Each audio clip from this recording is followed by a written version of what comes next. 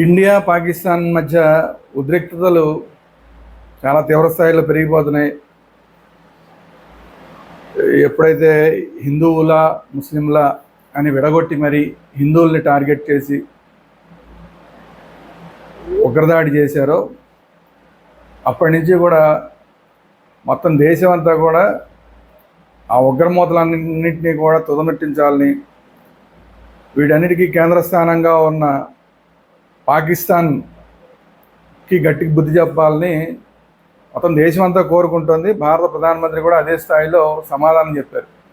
ఎవరు ఊహించని స్థాయిలో మేము చేసే దాడి ఉంటుంది అని చెప్పి హెచ్చరించడం జరిగింది. అలాగే ఆర్థిక మంత్రి కూడా ప్రపంచం ఆశ్చర్యపోయే రీతిలో సమాధానం చెప్తాం దీని మీద అని చెప్పారు. అంటే చాలా గట్టి స్థాయిలోనే సమాధానం చెప్తారనేది మనకు అర్థమవుతున్న అంశం. ఎప్పుడు మనం పాకిస్తాన్ తోటి యుద్ధం జరిగినా కూడా మనదే విజయం ఎప్పుడు కూడా మనదే విజయం. ఒకసారి కాదు, 2 సార్లు కాదు, 3 సార్లు కాదు. ఎప్పుడు పాకిస్తాన్తో యుద్ధం వచ్చినా కూడా మనమే విజయం సాధించాం. 1965లో జరిగిన యుద్ధం అప్పుడు మనం ఏకంగా లాహోర్ దాకా మన దళాలన్నీ వెళ్ళిపోయి లాహోర్ పోలీస్ స్టేషన్ ముందు మన దళాలన్నీ కూడా ఫోటోలు కూడా తీసుకోవడం జరిగింది. చూడండి బాబు, మేము లాహోర్కి వచ్చేసాం, లాహోర్ మా చేతుల్లో ఉంది అని చెప్పి ఫోటోలు తీసుకోవడం జరిగింది. సరే, తర్వాత రాజకీయ కారణాలతో మళ్ళీ ఆ లాహోర్ని కూడా మన చేతిలోకి వచ్చిన లాహోర్ని కూడా మనం వదిలేసాం.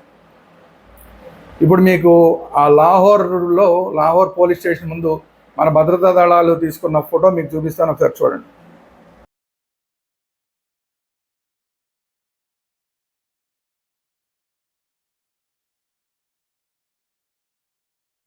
చూశారు కదా ఈ ఫోటోలో ఎంతమంది మన సైనికులు, స్థానికులు అక్కడ అందరూ కలిసి మనం ఫోటోలు దిగిన లాహోర్ పోలీస్ స్టేషన్ ముందు. అది మన విజయానికి చిహ్నం. అలాగే 1971లో మళ్ళీ యుద్ధం జరిగినప్పుడు పాకిస్తాన్ ఓడిపోయి వాళ్ళు మేము ఓడిపోయామని చెప్పి సంతకాలు కూడా పెట్టి మన చేతికి ఇచ్చారు. మీకు ఇప్పుడు మళ్ళీ దానికి సంబంధించిన ఒక ఫోటో మీకు చూపిస్తాను. అందులో ఉన్నది జనరల్ నియాజీ పాకిస్తాన్ తరఫున మేము ఓడిపోయాము, మాకు బుద్ధి వచ్చింది, ఇంకెప్పుడు ఇలాంటి పిచ్చి పనులు చేయమని చెప్పి ఓటమిని అంగీకరిస్తూ పాకిస్తాన్ మొత్తం అంతా కూడా భారత ముందు మోకాళ్ళ మీద పడి క్షమాపణ అడిగిన రోజు అది. అనేక వేల మంది సైనికులు మన చేతికి చిక్కారు. అప్పుడు కూడా మనం వాళ్ళందరినీ కూడా వదిలేసాం మళ్ళీ తర్వాత. సో పాకిస్తాన్కి సంబంధించిన జనరల్ నియాజీ తమ ఓటమిని అంగీకరిస్తూ సంతకం పెడుతున్న ఫోటో. దాంట్లో ఆ అగ్రిమెంట్లో మన తరపున, ఇండియా తరపున జగ్జీత్ సింగ్ అరోడా మన తరపున సంతకం పెట్టారు. మనం గెలిచినట్టుగా మనం సంతకం పెట్టాం, వాళ్ళు ఓడిపోయినట్టుగా జనరల్ నియాజీ పాకిస్తాన్ తరపున సంతకం పెట్టాడు. ఇప్పుడు ఆ ఫోటో కూడా మీకు చూపిస్తాను, ఒకసారి చూడండి. చూశారు కదా, ఇది పరిస్థితి. ఎప్పుడైనా సరే మన కాళ్ళ మీద పడవలసిందే. పాకిస్తాన్ అనేది మన కాళ్ళ మీద పడవలసిందే. వాళ్ళు యుద్ధం చేస్తే వాళ్ళు ఓడిపోతారని వాళ్ళకి తెలుసు కాబట్టి డైరెక్ట్ యుద్ధానికి దిక్కకుండా ఇట్లా 10 మంది మిలిటెంట్ని పంపించి కాశ్మీర్లో గొడవలు చేసి, లేదంటే ఇంకో గొడవలు చేసి, లేదంటే బొంబాయి మీద దాడులు చేసి, ఇలాంటి చిల్లర పనులన్నీ చేసి ఇండైరెక్ట్గానే యుద్ధం చేస్తుంది తప్ప డైరెక్ట్గా యుద్ధానికి రాదు పాకిస్తాన్. ఎందుకంటే వచ్చినప్పుడల్లా ఓడిపోతామని తెలుసు. ఈసారి కూడా మళ్ళీ యుద్ధం జరిగినా కూడా మళ్ళీ పాకిస్తాన్ ఓడిపోవడం ఖాయం. మీకు దానికి లెక్కలతో సహా చెప్తా. మన సత్తా ఏంటి, వాళ్ళ సత్తా ఏంటి, త్రివిధ దళాలకు సంబంధించిన మన సత్తా ఏంటి, వాళ్ళ సత్తా ఏంటి అనేది ఇప్పుడు మనం లెక్కలతో సహా చూద్దాం. భారత రక్షణ రంగ బడ్జెట్, మన బడ్జెటే 6.8 లక్షల కోట్ల రూపాయలు మన రక్షణ బడ్జెట్. 25-26 సంవత్సరానికి మన రక్షణ బడ్జెట్ 6.8 లక్షల కోట్లు. అదే పాకిస్తాన్ రక్షణ రంగం బడ్జెట్ ఏదో తెలుసా, కేవలం 189 మిలియన్లు మాత్రమే. ప్రపంచ దేశాల్లోనే అత్యంత శక్తివంతమైన సైనిక సంపత్తి కలిగిన దేశాల్లో మన దేశం 4వ స్థానంలో ఉంటే పాకిస్తాన్ 12వ స్థానంలో ఉంది. ఎక్కడ 4వ స్థానం, ఎక్కడ 12వ స్థానం. సో దీన్ని బట్టి అర్థమైపోతుంది కదా, పాకిస్తాన్ ఎట్టి పరిస్థితుల్లో మనతో యుద్ధంలో నిలబడలేదు, గెలవలేదు. సైనిక సంపత్తి, మిలిటరీకి సంబంధించిన సైనిక సంపత్తి విషయాన్ని తీసుకుంటే మనకి సైనికులు 14 లక్షల మంది సైనికులు భారతదేశానికి ఉంటే పాకిస్తాన్కి ఉన్నది ఎంతో తెలుసా? 6.5 లక్షల మంది సైనికులు. మనకి 14 లక్షల మంది సైనికులు అయితే వాళ్ళు 6.5 లక్షలు, సగం కన్నా కూడా తక్కువ. ఈ 14 లక్షలకి తోడు మనకి 11.5 లక్షల మంది రిజర్వ్ ఫోర్స్ ఉంది. పాకిస్తాన్ దగ్గర కేవలం 5.5 లక్షల మంది మాత్రం రిజర్వ్ ఫోర్స్ ఉన్నారు. సో అది పరిస్థితి. వీళ్ళు కాకుండా మనకి పారామిలిటరీ దళాలు ఇంకొక 25.27 లక్షల మంది పారామిలిటరీ దళాలు ఉన్నారు. వీళ్ళతో పోలిస్తే అసలు వాళ్ళు ఎక్కడుంటారు? అసలు పాకిస్తాన్ వాళ్ళు వీళ్ళందరూ కనుక యుద్ధానికి బయలుదేరితే అసలు పాకిస్తాన్ వాళ్ళు ఎక్కడ ఉంటారు? అందుకనే పాకిస్తాన్ మాజీ ప్రధానమంత్రి నవాజ్ షరీఫ్ క్లియర్గా చెప్పాడు, ఇప్పుడున్న ప్రధానమంత్రి వెళ్ళి ఇలా జరుగుతుంది ఇండియాతో ఇలా టెన్షన్లు జరుగుతున్నాయి అని చెప్తే ఆయన క్లియర్గా చెప్పాడంటే ఇప్పుడున్న ప్రధానమంత్రికి, అరే నాయన నువ్వు అసలు ఇండియా జోలికి పోవాకండి, ఇండియా జోలికి వెళ్తే కనుక నష్టం మనకే జరుగుతుంది, ఇండియాతో వీలైనంత వరకు ఉద్రిక్తలు తగ్గించుకోండి, వెళ్ళి మాట్లాడి మాటల ద్వారా కార్యక్రమం చేయండి తప్ప యుద్ధానికి దిగితే మాత్రం మొత్తం పాకిస్తాన్ అంతా కూడా దెబ్బతినిపోతుందని చెప్పి మాజీ ప్రధానమంత్రి నవాజ్ షరీఫ్ క్లియర్గా ఇప్పుడున్న ప్రధానమంత్రికి చెప్పాడు. అయినా కూడా మన వాళ్ళు ఇప్పటికి చాలామంది అమ్మమ్మ పాకిస్తాన్తో మన యుద్ధానికి వెళ్తే మనకి ఏదో జరిగిపోతుందని చెప్పి కొంచెం బెదిరిస్తూ ఉంటారు. సరే, వాళ్ళ సంగతి పక్కన పెడదాం. తర్వాత ఇప్పుడు ఇండియాకి ట్యాంకర్లు ఎన్ని ఉన్నాయంటే, ఇండియా దగ్గర యుద్ధం చేసే యుద్ధ ట్యాంకర్లు 4201 యుద్ధ ట్యాంకర్లు మన దగ్గర ఉన్నాయి. పాకిస్తాన్ దగ్గర కేవలం 2627 ఉన్నాయి. ఇది కూడా అంతే, వాళ్ళకన్నా డబల్ యుద్ధ ట్యాంకులు మన దగ్గర ఉన్నాయి. ఇప్పుడు మన వైమానిక దళం దగ్గరికి వద్దాం. వైమానిక దళం పరిస్థితి ఏంటని, భారత వైమానిక, ఇది చెప్పే ముందు మొన్న వీడియోలో కూడా ఒకసారి చెప్పాను, ఆ వీడియో చూడని వాళ్ళు ఎవరైనా ఉంటే మళ్ళీ చూడండి. దీని ముందు ఒక వీడియో ఉంది. పాకిస్తాన్ వాళ్ళందరూ కూడా ఎవరెవరు ఏమేమి చెప్పారు, వాళ్ళ పరిస్థితి, వాళ్ళ దేశం పరిస్థితి అంత దారుణంగా ఉందని వాళ్ళు ఏం చెప్పారు అనేది ఇంతకుముందు వీడియోలో చెప్పాను. అయినా కూడా మళ్ళీ ఒకసారి గుర్తు చేస్తా. ఇప్పుడు యుద్ధ ట్యాంకుల గురించి మాట్లాడుకున్నాం కాబట్టి ఆ యుద్ధ ట్యాంకుల గురించి హమీద్ మీర్, పాకిస్తాన్ సీనియర్ జర్నలిస్ట్, ఇతను ఏమన్నాడంటే మా యుద్ధ ట్యాంకులు నడవడానికి కావాల్సిన పెట్రోల్ కూడా మా దగ్గర లేదని చెప్పాడు. చాలా సీనియర్ జర్నలిస్ట్ ఈయన.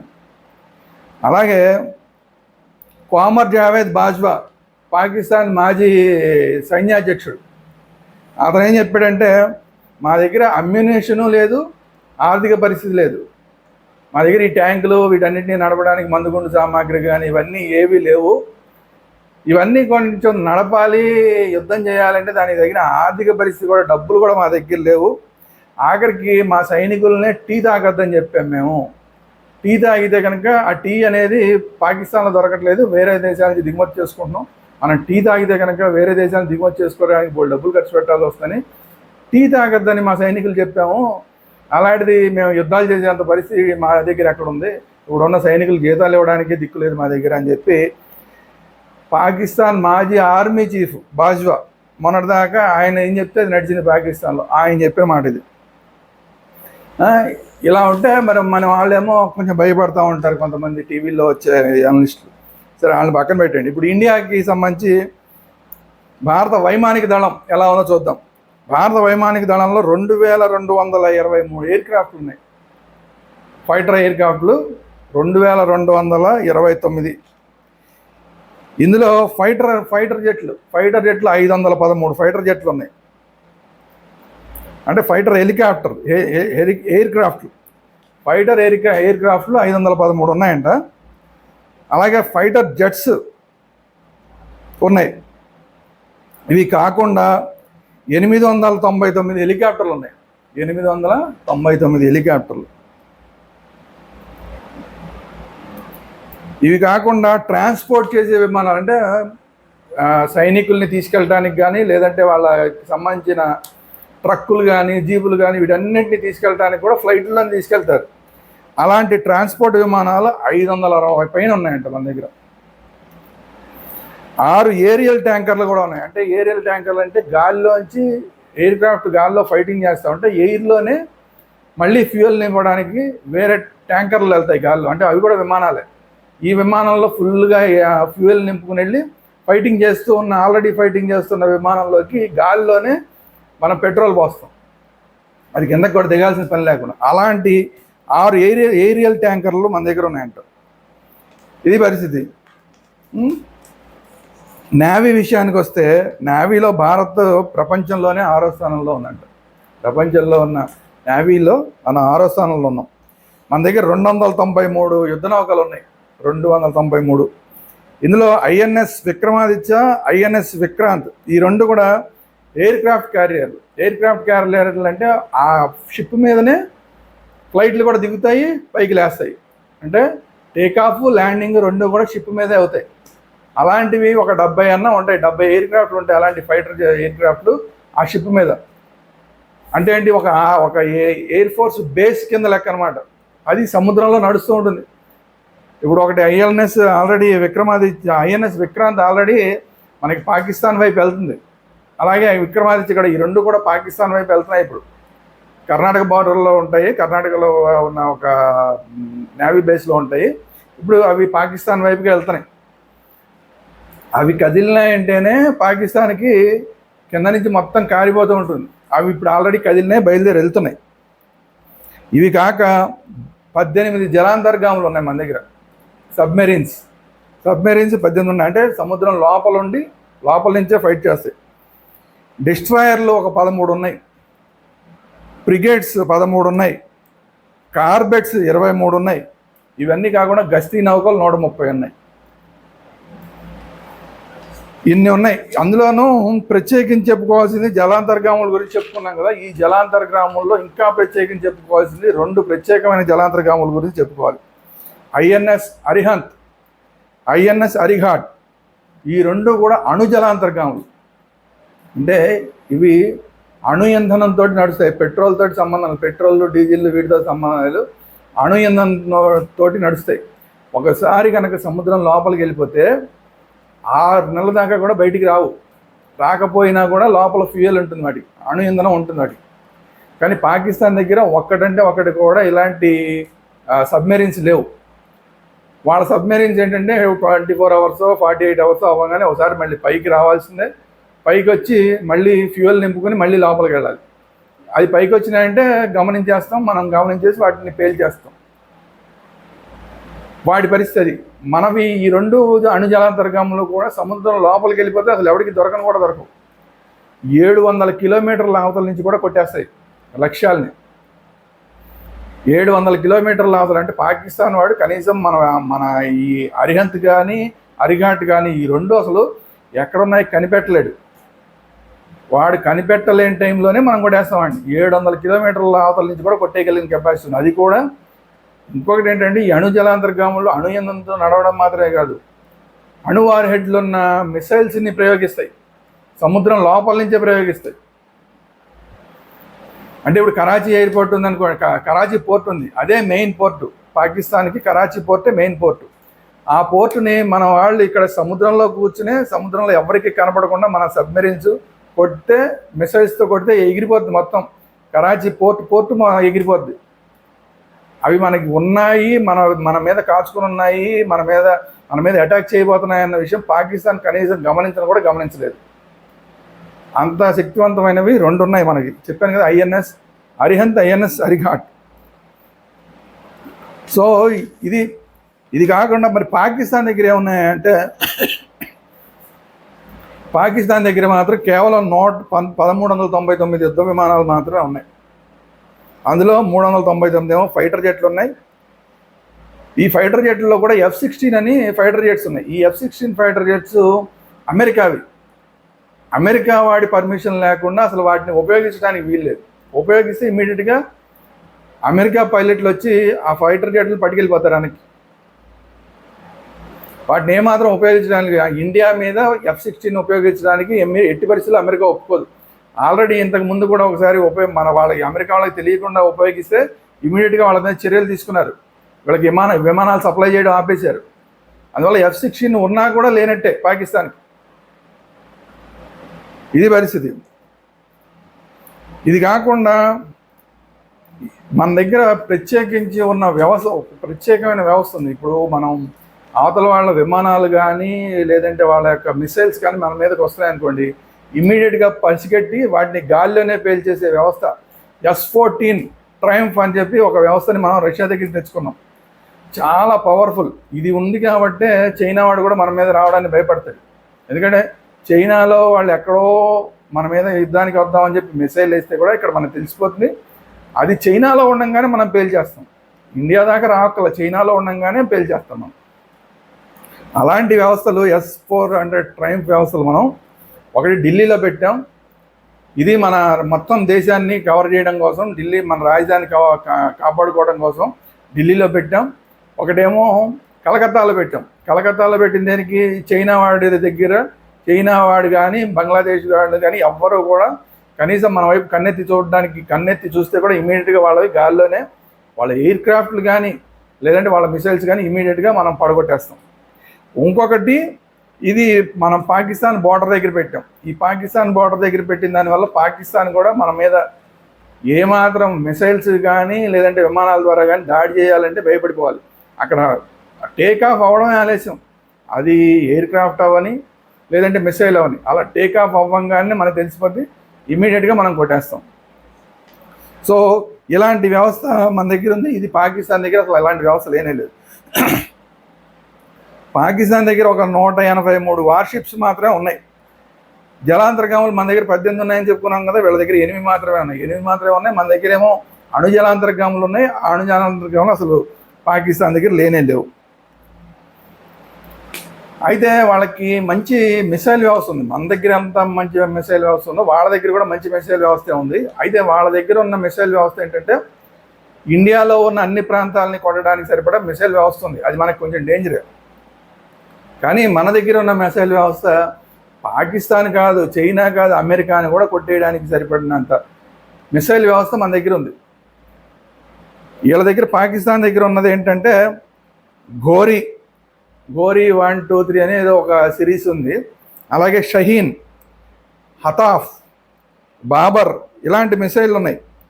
ఈ మిసైల్స్ అన్నీ కూడా షహీన్ 1, 2, 3, బాబర్ 1, 2, 3 ఇలా సిరీస్ ఉంటాయి.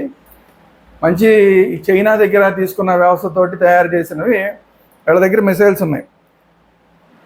అయితే చెప్పాను కదా, వీళ్ళ వ్యవస్థని మనం ఇవి ఏమాత్రం గాలిలోకి లేచినా కొట్టేయడానికి మనకి S-14 అనేది ట్రయంఫ్ అనేది మన దగ్గర రెడీగా ఉంది.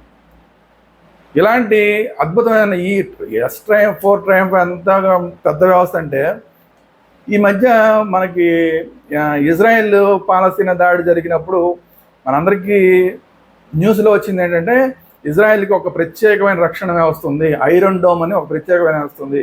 ఆ ఐరన్ డోమ్ని దాటి ఎవరు కూడా మిసైల్స్ కానీ అవి కానీ ఇజ్రాయెల్ మీద పడవు అని చెప్పి అప్పట్లో పెద్ద పెద్ద వార్తలు వచ్చినాయి. దానికి కొన్ని వందల రెట్లు బెటర్ వ్యవస్థ ఇప్పుడు మన దగ్గర S-400 అనే వ్యవస్థ, దానికన్నా చాలా పెద్ద రక్షణ వ్యవస్థ ఉంది. ఐరన్ డోమ్ అనేది ఎందుకు పనికిరాదనమాట. ఆ ఐరన్ డోమ్ గురించి ప్రపంచం అంతా గొప్పగా చెప్పుకున్నారు, కానీ దానికన్నా మించిన వ్యవస్థ మన దగ్గర ఉంది. సో అందువల్ల పాకిస్తాన్ దగ్గర ఉన్న మిసైల్స్ గురించి మనం వరి అవ్వాల్సిన పని లేదు. భారత దగ్గర ఏమున్నాయి మరి మిసైల్స్ అని మనం ఆలోచించాలి కదా. భారత దగ్గర ఏమున్నాయంటే అగ్ని 1, 2, 3 సిరీస్లు ఉన్నాయి. అలాగే సూర్య, ఆకాష్, నాగ్, పృథ్వీ ఇలా ఒక 6 రకాల రక్షణ వ్యవస్థలు ఉన్నాయి. ఇది కాకుండా బ్రహ్మోస్ ఈ బ్రహ్మోస్ అనేది, పృథ్వీ అనేది రెండు కూడా పాకిస్తాన్ని కొట్టడానికి పర్ఫెక్ట్గా సెట్ అవుతాయి. మిగతావన్నీ ఏంటి, మిగతావి అయితే చైనాని కొట్టడానికి ఇంకా అమెరికా దాకా వెళ్ళడానికి. అంటే వీటి రేంజ్ ఎంత ఉంటుందంటే 700 కిలోమీటర్ల నుంచి స్టార్ట్ అయితే 12,000 కిలోమీటర్లు. అగ్ని అనేది 700 స్టార్ట్ అవ్వడం 700 కిలోమీటర్లు. మనకి పాకిస్తాన్ ఎంత ఉంది, పక్కనే ఉంది. మనకి 700 కిలోమీటర్లు వెళ్ళాల్సిన, అసలు వాటిని వాడాల్సిన అవసరం లేదు. 150 కిలోమీటర్లు, 190 కిలోమీటర్లు, 200-250 కిలోమీటర్లు వెళ్ళేవి వాడేస్తే సరిపోతుంది మనకి. కానీ అగ్ని అనేది 700 నుంచి స్టార్ట్ అయ్యి 12,000 కిలోమీటర్ల అవతల ఉన్న లక్ష్యాన్ని కూడా పర్ఫెక్ట్గా కొడతాయి. అలాంటి మిసైల్స్ మన దగ్గర ఉన్నాయి. కానీ ఇవన్నీ మనం వాడాల్సిన అవసరం లేదు. పాకిస్తాన్ మీద వాడడానికి దగ్గరలోనే ఉంటుంది కాబట్టి పాకిస్తాన్ మనం దాని మీద పృథ్వీ అనేది కరెక్ట్గా సెట్ అవుతుంది. ఈ పృథ్వీ అనేది ఈ దగ్గరలో ఉన్న వ్యవస్థలని దగ్గరలో ఉన్న లక్ష్యాలను కొట్టడానికి చాలా బాగా ఉపయోగపడుతుంది. అలాగే బ్రహ్మోస్, ఈ బ్రహ్మోస్ని చూసి చైనా కూడా భయపడుతుంది. ఎందుకయ్యా అంటే ఈ బ్రహ్మోస్ అనేది చాలా తక్కువ ల్యాండ్కి చాలా తక్కువ ఎత్తులో వెళ్తుంది. గాలిలోకి బాగా ఎత్తులో వెళ్తే కనుక రాడార్లు కనిపెడతాయి. ఆ రాడార్లకి దొరకకుండా చాలా భూమికి చాలా తక్కువ ఎత్తులో వెళ్తుంది. అది కాకుండా జిగ్జాగ్గా వెళ్తుంది. ఒకే లైన్లో వెళ్తే ఒక లైన్లో వెళ్తే కనుక కనిపెడుతుంది ఇదేదో వస్తుందిరా బాబు అని. ఇలా జిగ్జాగ్గా వెళ్తుంటే అదేదో పక్షా లేకపోతే మిసైల్ అనేది అర్థం కాదనమాట. కన్ఫ్యూజ్ అయిపోతారు, రాడార్ కూడా కన్ఫ్యూజ్ అయిపోతాయి. సో అలాంటి బ్రహ్మోస్ అనేది మన దగ్గర ఉంది. అది కాకుండా ఈ బ్రహ్మోస్ వల్ల గొప్ప ఉపయోగం ఏంటంటే ఇది ఫైటర్ జెట్స్ తోటి గాల్లో నుంచి పేల్చవచ్చు, నేల మీద నుంచి ట్యాంకుల ద్వారా పేల్చవచ్చు. అంటే ట్యాంకులు కాదు, నేల నుంచి మనం భూమి నుంచి ట్రక్కుల ద్వారా పేల్చవచ్చు. అలాగే సముద్రంలో నుంచి షిప్పుల నుంచి లేదంటే సబ్మెరీన్లోంచి నీళ్ళల్లోంచి కూడా పేల్చవచ్చు. సముద్రం మీదైనా పేల్చవచ్చు, గాల్లో పేల్చవచ్చు, నేల మీద ఎక్కడి నుంచి అయినా కూడా దీన్ని మనం వాడుకోవచ్చు. అందుకని ఇదంటే అంత భయం. దీన్ని చూసి చైనా కూడా అందుకే మన జోలికి రాకపోవడానికి ప్రధానమైన కారణం ఏంటంటే బ్రహ్మోస్. సో ఈ బ్రహ్మోస్ వ్యవస్థ మన దగ్గర ఉంది. దీన్ని చూసి ఎవరైనా సరే భయపడాల్సిందే, ఇది పరిస్థితి. సో ఇది కాకుండా ఇప్పుడు అన్నిటికన్నా ముఖ్యం ఏంటంటే అణుబాంబుల దగ్గరికి వద్దాం. పాకిస్తాన్ మొన్న కూడా స్టేట్మెంట్ ఇచ్చింది, మా దగ్గర అణుబాంబులు ఉన్నాయి, 130 అణుబాంబులు ఉన్నాయి, అవన్నీ వేసేస్తాం మేము మీద. భారత్ దగ్గర కూడా అణుబాంబులు ఉన్నాయి, భారత్ దగ్గర 160 అణుబాంబులు ఉన్నాయి. అయితే ఈ అణుబాంబులు ప్రయోగిస్తామని చెప్పడం వేరు, చేయడం వేరు. ఈ అణుబాంబులు ప్రయోగించాలంటే ఎలా ప్రయోగించాలి అంటే మళ్ళీ దానికి ఒక ఫైటర్ జెట్ ద్వారా అన్నా ప్రయోగించాలి, లేదంటే కనుక డైరెక్ట్గా భూమి నుంచి మిసైల్స్ ద్వారా అన్నా ప్రయోగించాలి. ఆ మిసైల్స్ కానీ ఫైటర్ జెట్స్ కానీ గాలిలోకి లేస్తేనే పసిగట్టేసే వ్యవస్థ S-400 మన దగ్గర ఉందని చెప్పుకున్నాం కదా. సో వీళ్ళు ప్రయోగిద్దామని అనుకున్నా, భారత్ మీద ప్రయోగిద్దామని అనుకున్నా కూడా అవి గాల్లోకి, ఈ అణుక్షిపణులు గాల్లోకి లేచిన మరుక్షణం మనం పేల్చేస్తాం. అది పేల్చేస్తే ఏమవుతుంది, ఎక్కడైతే పేలిపోయిందో ఆ ప్రాంతం అంతా కూడా సర్వనాశనం అయిపోతుంది. అది ఎక్కడ, పాకిస్తాన్లోనే సర్వనాశనం అయిపోతుంది. ఒకవేళ చచ్చి చెడి వాళ్ళు ఒకవేళ మన మీద ప్రయోగించాలనుకున్నా కానీ వాళ్ళు ప్రయోగించగలిగిన లక్ష్యాలు ఏంటంటే పంజాబ్ గుజరాత్ బార్డర్ ఉంది కదా, ఆ బార్డర్లో 15-20 కిలోమీటర్లు 30 కిలోమీటర్ల రేంజ్లో మాత్రమే వాళ్ళు వేయగలరు. అంటే మనం కనిపెట్టే లోపే వచ్చే, అంటే అంత దగ్గరగా వచ్చి వేస్తే కనుక మనం రెడీ అయ్యి మళ్ళీ మనం కొట్టడానికి టైం తీసుకునే లోపే అది పేలిపోతే కనుక ఆ ప్రాంతంలో మాత్రమే పేల్చగలరు. ఒకవేళ ఆ ప్రాంతంలో పేల్చిన 50 కోట్ల మంది చచ్చిపోతారు. 50 కోట్ల మంది అంటే ఇటు భారత్ వైపు ఎంతమంది చచ్చిపోతారో అక్కడ పేలిస్తే కూడా, భారతదేశంలో పేలిస్తే కూడా, పంజాబ్ కానీ గుజరాత్ బార్డర్లో కనుక పేలిస్తే అటు పాకిస్తాన్లో ఉన్న పంజాబ్ అంతా ఎగిరిపోతుంది, లాహోరు కరాచీ అవన్నీ కూడా ఎగిరిపోతాయి, అక్కడ ఉన్న వాళ్ళు కూడా చచ్చిపోతారు. ఎవడన్నా వాడి మీద వాడు బాంబు వేసుకుంటాడా? అణుబాంబు వేయడం అంటే, భారతదేశం మీద అణుబాంబు వేయాలని ప్రయత్నం చేయడం అంటే వాడి నెత్తిన వాడు బాంబు వేసుకున్నట్టు లెక్క. జస్ట్ మన బార్డర్లో పడుతుంది, మన బార్డర్లో కొంత మేరకు పోతుంది కరెక్టే, కానీ పాకిస్తాన్ చాలా వరకు పోతుంది వెనక్కి. ఈ వాళ్ళు వేసిన అణుబాంబు వల్ల వాళ్ళ దేశమే పోతుంది. అదే నిజంగా మన దేశం కనుక ఇస్తే అసలు పాకిస్తాన్ అనేది అసలు పటంలోనే ఉండదు, ప్రపంచ పటంలో పాకిస్తాన్ అనేది ఉండదు. నిజంగా మనం కనుక ఒకవేళ అణుబాంబు వేస్తే, అణుబాంబు ఎంత పెద్ద డేంజర్ అంటే వేసినప్పుడు ఒక 50 కోట్ల మంది పోతారు, ఆ తర్వాత ఒక 6 నెలల్లో 500 కోట్ల మంది పోతారు. ఇది ఇంత ముందు కూడా వీడియోలో కూడా చెప్పాను. కారణం ఏంటంటే అణుబాంబు పేల్చంగానే పెద్ద ఎత్తున అణుధూళి అనేది పైకి వస్తుంది, అది మొత్తం ప్రపంచవ్యాప్తంగా ఆక్రమించేస్తుంది. ఎంత స్థాయిలో ఆక్రమిస్తుంది అంటే సూర్యుడి రశ్మి అనేది భూమి మీద పడినంత స్థాయిలో ఒక లేయర్ లాగా వచ్చేస్తుంది. పేల్చినప్పుడు ఆ పేల్చిన తర్వాత కొంతకాలం పాటు ఆ అణు ధార్మికత వల్ల కొంతమంది చచ్చిపోతారా? అదైపోతుందా? ఈ 50 కోట్ల మంది చచ్చిపోవడం కాకుండా, అణు ధార్మికత వల్ల కొంతమంది చచ్చిపోవడం కాకుండా, ఈ అణుధూళి అనేది మొత్తం గాల్లో వ్యాపించేసి ఒక లేయర్ లాగా వచ్చేసి సూర్యరశ్మి అనేది భూమి మీద పడకుండా చేయడం వల్ల ఆ ప్రాంతం అంతా కూడా -డిగ్రీలోకి వెళ్ళిపోతుంది. -40, 50, 60 డిగ్రీ, ఇంకా ఎక్కువ డిగ్రీలో కూడా మైనస్లోకి వెళ్ళిపోతుంది. అంటే మొత్తం అంతా ఆ ప్రాంతం అంతా కూడా గడ్డగట్టిపోద్ది. అప్పుడు మొత్తం ఒక 500 కోట్ల మంది చచ్చిపోతారు. ఇంత సర్వనాశనం జరిగినప్పుడు అసలు పాకిస్తాన్ అనేది ఎక్కడ ఉంటుంది అసలు ఉండదు. అందువల్ల పాకిస్తాన్ భారతదేశం మీద అణుబాంబు వేయాలి అంటే వాడి నెత్తిన వాడు అణుబాంబు వేసుకుని వాళ్ళ చావును వాడు కొనుక్కు తెచ్చుకున్నారని అర్థం. ఈ పని ఎవడన్నా చేస్తాడా? బుద్ధి ఉన్నవాడు చేయడు, బుద్ధి లేనివాడు కూడా చేయడు. అసలు పాకిస్తాన్ అణుబాంబును వేయడానికి ప్రయత్నం చేస్తోంది అని తెలియగానే ముందు అమెరికా, రష్యా మొత్తం అందరూ కలిసి చావజత కొట్టి కూర్చోబెడతారు పాకిస్తాన్. ఎందుకంటే అంతమంది చచ్చిపోతారు. కేవలం ఇండియా పాకిస్తాన్లో మాత్రమే కాదు, చుట్టుపక్కల దేశాలన్నీ కూడా ఎగిరిపోతాయి. సో వీళ్ళకి ఎవరైతే ఈ పాకిస్తాన్కి ఎవరైతే సహాయం చేస్తూ ఉంటారో ఇస్లామిక్ దేశాలు, ఆ ఇస్లామిక్ దేశాలు కూడా సర్వనాశనం అయిపోతాయి. మన దేశం, మన బార్డర్లో కనీసం అమృత్సర్లోనో, గుజరాత్ అహ్మదాబాద్లోనో ఒక బాంబును ఒకవేళ పాకిస్తాన్ పేలిస్తే దానివల్ల ఇస్లామిక్ యుఏఈ లాంటి ఇస్లామిక్ దేశాలు, దుబాయ్లు గిబాయ్లు మొత్తం ఏది మిగలదు అన్నీ ఎగిరిపోతాయి, అన్నీ మంచులో గట్టగట్టుకుపోతాయి. అణుధార్మికతోటి అందరూ చచ్చిపోతారు. అందువల్ల వీళ్ళకి ఇప్పుడు డబ్బులు ఇస్తున్న ఇస్లామిక్ దేశాలు కూడా అణుబాంబు వేస్తామంటే ఒప్పుకోరు. అందువల్ల అణుబాంబు వేయడం అనేది రూల్డ్ అవుట్. దాన్ని అసలు అందరూ మర్చిపోండి. మనకు మాత్రమే కాదు, ప్రపంచం అంతా అసలు అణుబాంబు అనేది మర్చిపోవడమే. అది కేవలం ఊరికే ఏంటంటే పక్కాలని భయపెట్టడానికి ఉంటుంది అంతవరకే తప్ప అణుబాంబు అనేది వేసే ధైర్యం ఎవ్వరూ చేయరు.